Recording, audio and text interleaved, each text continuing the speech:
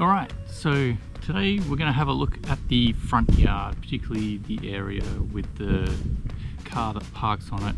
I've noticed it getting quite spongy, and we're going to have a look and just see how deep that grass is. So in the previous videos I've been saying that I've been cutting at about 25 millimeters, and let's just see how deep this is down to the ground. So it is a genuine 40 millimeters here, and even just going down here, same thing again. So I think there's a lot of thatch in here. I'll bring you guys in, we'll take a look. Okay, so this is what we're talking about, all this thatch in here. Today the plan is to run the scarifier over this area and just pull out all this dead material underneath the leaf layer. Hopefully the Allet scarifying cartridge can do the job, but we're going to find out. Might be a bit too thick, we'll see. Let's get into it. G'day and welcome to another video from Dave V Lawn. These front yards have never been dethatched. Sure, they've been scalped back and covered in sand, but I'm not really sure how this is going to go. I have only used this scarifying cartridge on the backyard once, just before starting the PGR program, so this is all a bit of an unknown thing. I think we can agree though that it is necessary and there isn't any disease pressure or insect pressure to cause me to not do it. Initially, I set the scarifying depth to 1, which on the Allet is 13 millimeters. The grass is at least 40 to 50 millimeters long. After that just did not work, I raised it to about 19 millimeters, which is setting 2. This is working much better. Just for fun, and because I lost count during the process, I've decided to put up a counter whenever I empty the catcher. The best results were achieved by going up and then back down along the same line. The grass is quite thick, and it was difficult to get the tines into the thatch zone. The first pass basically just disrupts the surface a bit, and then the second pass is getting in a bit deeper. This is going to be a long, hot afternoon. We're only just started and I'm already feeling it. The Allet is getting bound up occasionally in the lawn, and there is a lot more effort to push it through or get it going again. I'm convinced that the Allet Verticutter cartridge would be a better fit for this kind of job. Maybe this so-called scarifying cartridge is really just good at picking up leaves. The second pass was much easier than the first, and I'm glad I didn't try to just mow this lower first before doing the dethatch.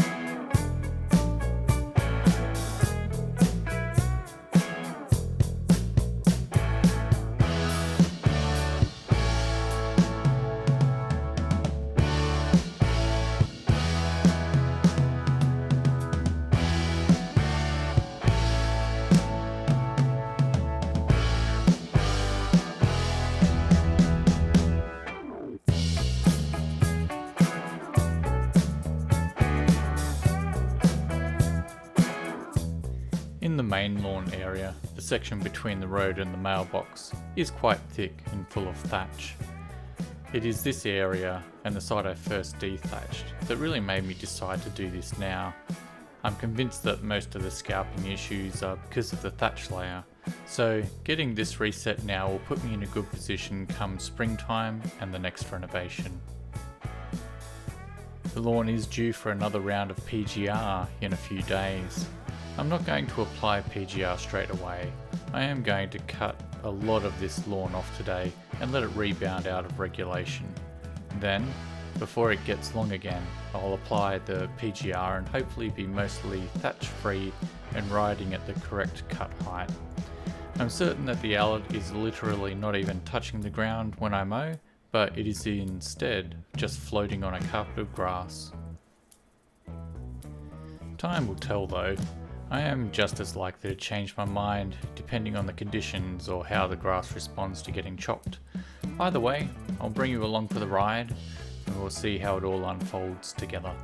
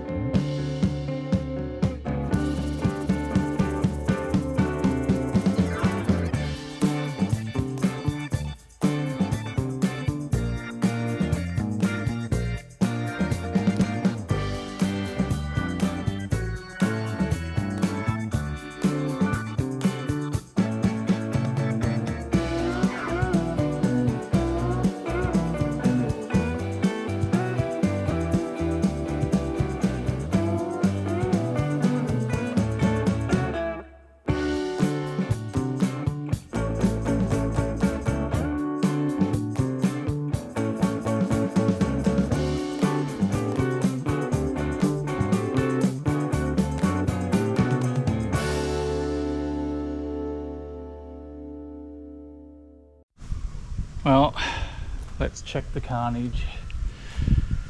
Ooh, that was hard work.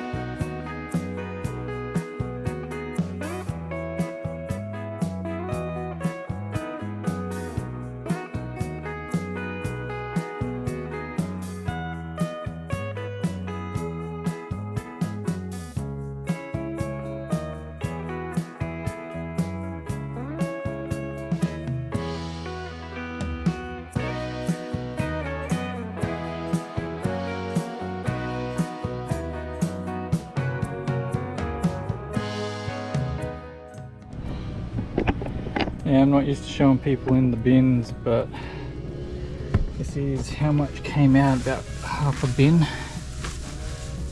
It's a lot of good stuff in there. Certainly enough to sprig a lawn, that's for sure. Big long runners in that bit.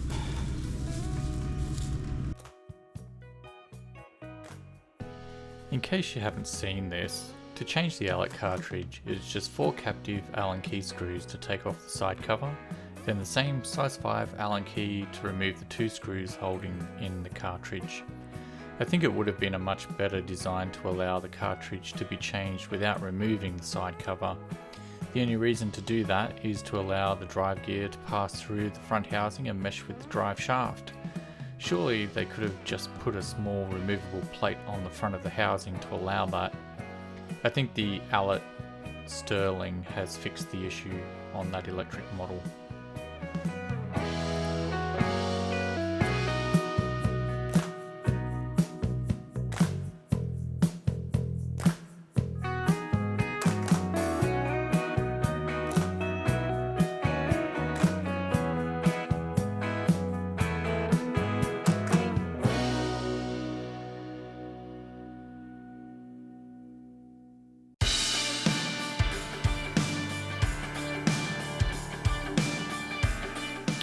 So, I've decided to set the Alec at 19mm for the mow.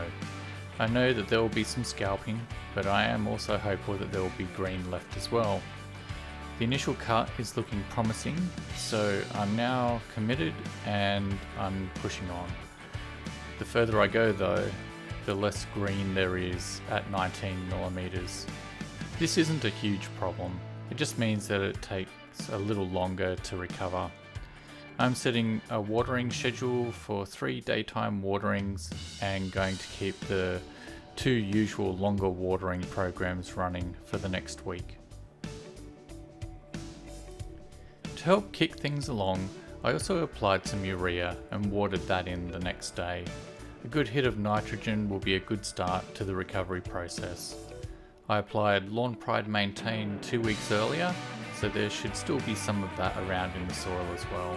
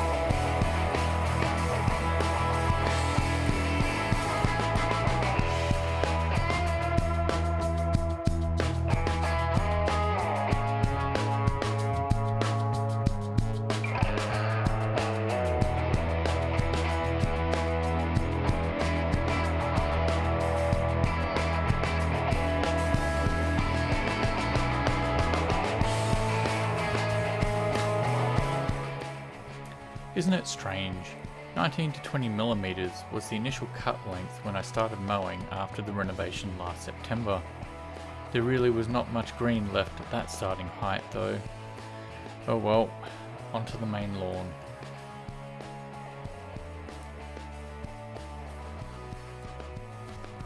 After seeing how the first lawn turned out, I raised the alert to the usual 25mm mark. There is definitely a lot more green left, and this is more what I was looking for on the first lawn. Everything on this side seems to be going well.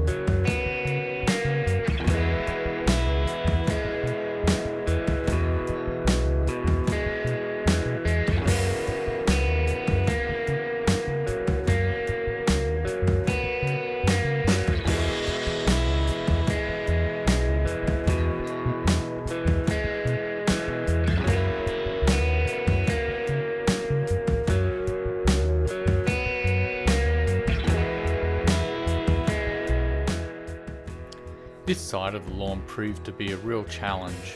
I'm not sure why, but this area really scalped hard. I don't think it was any more thatchy, maybe it was just the angle and the weight of the catcher pushing the front roller lower. The reason I mention this is because there are green stripes being left which are about 10mm taller than the scalped area next to it. Even going over the area the second time did not seem to even things out. I ended up cutting this whole lawn again at 19mm, the same as the other section, just so that it was consistent with both sides. And yes, I did that a few days later, when the weather was dry. I know this has been a long video, so if you're still here, thanks for sticking it out. I don't want to just gloss over how much work is involved in some of these projects you see on YouTube. It took 3 hours of solid hard work to get the front yard dethatched and cut, and that was with a self-propelled mower. I definitely think that the verticutter attachment would have been a far more useful tool and would have made the job easier. But I don't have that attachment and I'll have to start saving the pennies to get one. This whole channel is about doing the most with the equipment you have. I think I got a whole lot done today.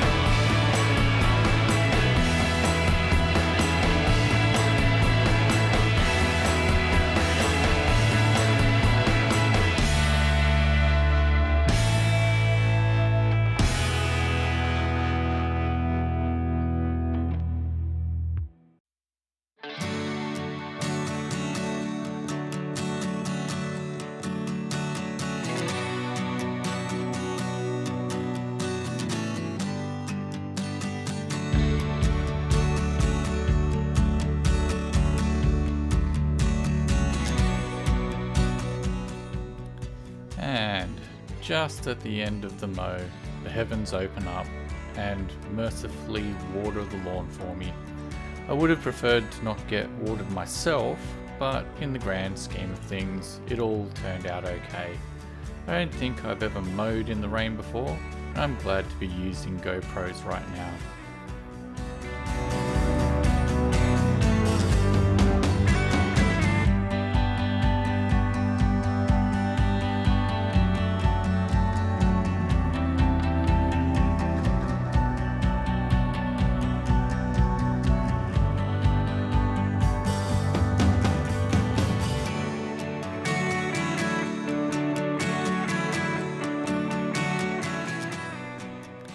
Thanks for watching.